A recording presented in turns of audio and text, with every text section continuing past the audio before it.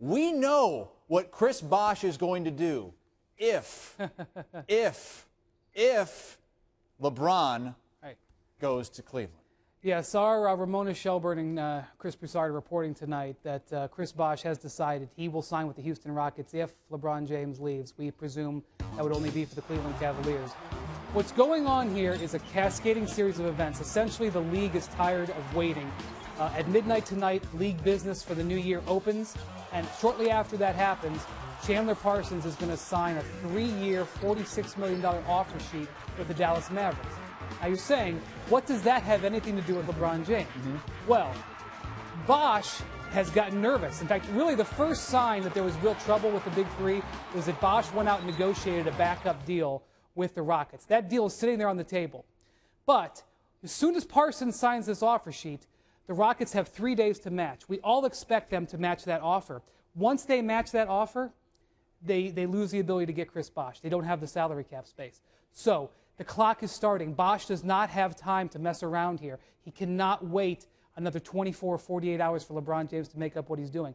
Complicating matters even further is that the Rockets actually, to get Chris Bosh, would have to execute at least 2 trades. They'd have to trade Omer Asik, which they kind of have a deal for, but that deal is not official yet. And they'd have to trade Jeremy Lin. That would be step 1. Step 2 would be they'd have to sign Chris Bosh, which would mean that LeBron would have made up his mind on the Heat. Then step 3, they would have to match Chandler Parsons.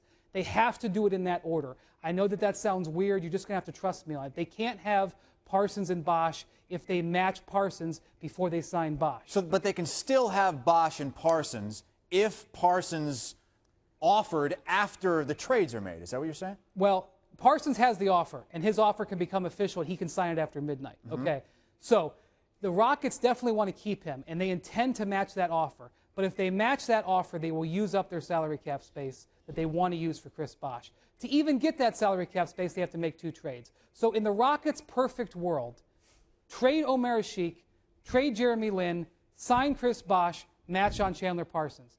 Problem is, the Rockets can't control Chandler Parsons' clock once he signs that offer sheet. 3 days begins, and they're going to be out of control. They also can't control what LeBron James is going to do.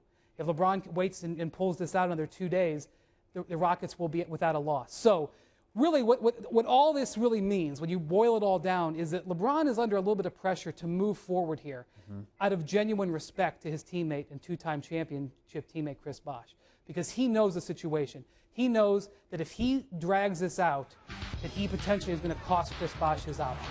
And that is one of the things that's going on right now. So I do think that, it's our belief that what sources are telling us that if LeBron re-signs with the Heat, that Chris Bosh is going to want to stay there.